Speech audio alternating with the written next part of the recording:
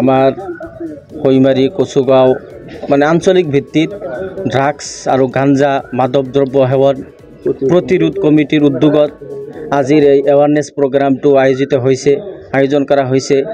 হয়তো আজিৰ এই মিটিঙত আমি বিভিন্ন সংগঠন আৰু প্ৰশাসনৰ বিষয়ববীয়াসকলক আমি ইয়াত মাতিছোঁ।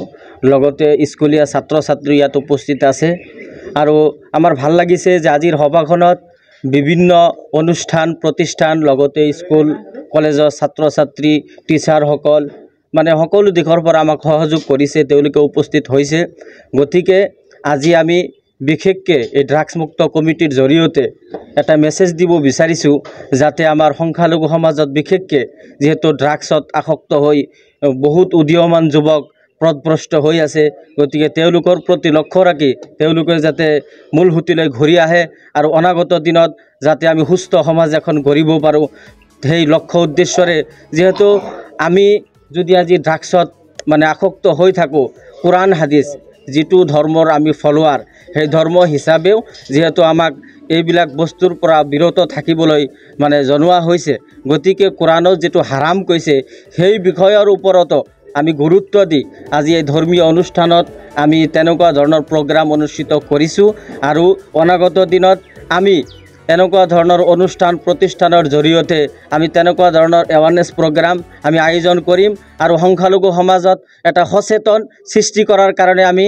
মানে চেষ্টা কৰিম, প্ৰয়াস কৰিম আৰু আপোনালোকৰ সহযোগ বিচাৰিছোঁ যাতে এই আজিৰ এই প্ৰগ্ৰামখন আপোনালোকে অলপ হাইলাইট কৰে আৰু প্ৰতিখন সমাজত যাতে এই মানে নিউজখন বিয়পি পৰে আৰু অনাগত দিনত যাতে আমাৰ সংখ্যালঘু সমাজৰ উদীয়মান যুৱক যাতে এনেকুৱা ধৰণৰ মাদক দ্ৰব্য সেৱনত যাতে জড়িত নহয়, সেই সম্পৰ্কে আজিৰ এই মিটিংখন আমি আয়োজন কৰিছোঁ।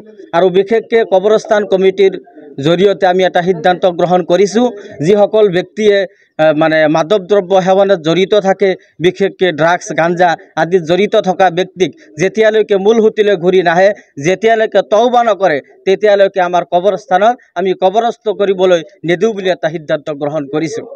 গতিকে এতিয়া মানে আৰক্ষী প্ৰশাসনৰ সহযোগিতা থাকে, আচলতে প্ৰমাণ সহকাৰে দিব লাগে। সেই সম্পৰ্কে আমি প্ৰশাসনৰ বিষয়ববীয়াসকলৰ লগত আলোচনা কৰিছোঁ। তেওঁলোকে আমাক আশ্বাস দিছে যে তেওঁলোকে মানে এই কাৰ্যসূচীত আমাক মানে সদায় সহযোগ কৰিব আৰু এনি টাইম তেওঁলোকে বিশেষকৈ আমাৰ মহকুমা আৰক্ষী বিষয়া মহোদয়ৰ লগত আমি আলোচনা কৰিছোঁ। তেওঁ আমাক মানে আশ্বাস দিছে আপোনালোকে এনেকুৱা ধৰণৰ প্ৰগ্ৰাম লৈ থাকক, আমাক যোগাযোগ কৰিব, আমি নিশ্চয় আপোনালোকক সহযোগ কৰিম। হয়, আমাৰ মানে ড্ৰাগছ মুক্ত সমিতিৰ সভাপতি আমাৰ সন্মানীয় হুছেইন আলী ডাঙৰীয়াৰ নেতৃত্বত আমি এখন কমিটি গঠন কৰিছোঁ আৰু এই কমিটিখনত উদীয়মান যুৱকৰ লগতে তাৰমানে আমাৰ এই আনন্দবজাৰ বৃহত্তৰ অঞ্চলৰ গাঁওসমূহৰ আমাৰ উদীয়মান যুৱকসকল, বিশেষকৈ 20 বছৰৰ তলৰ ল'ৰাবিলাক তেওঁলোকে মাদক দ্ৰব্যৰ মানে বিশেষকৈ মানে মানে তেওঁলোকে আসক্ত হৈ সমাজখন ধ্বংসৰ মুখলৈ যাই আছে, স্কুলীয়া ছাত্ৰ ছাত্ৰীসকলো ধ্বংসৰ মুখলৈ যাই আছে।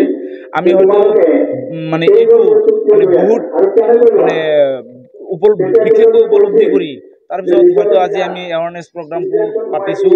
হয়তো এই এৱাৰনেছ প্ৰগ্ৰাম আমাৰ আনন্দবাজাৰ এৰিয়াৰ যি হয়তো 8-10খন মানে 10-12খন গাঁও আছে, সমূহ গাঁৱৰ ৰাইজসমূহক লৈ আমি এই এৱাৰনেছ প্ৰগ্ৰাম পাতিছোঁ। ইয়াত জাতি ধৰ্ম নিৰ্বিশেষে সকলোকে আমি মাতিছোঁ।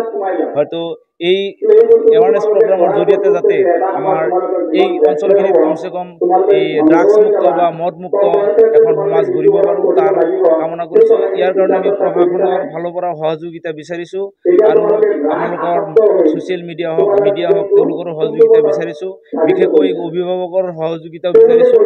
গতিকে আমাক যাতে বিভিন্ন দল সংগঠন তেওঁলোকেও যাতে সহযোগিতা আগবঢ়ায়।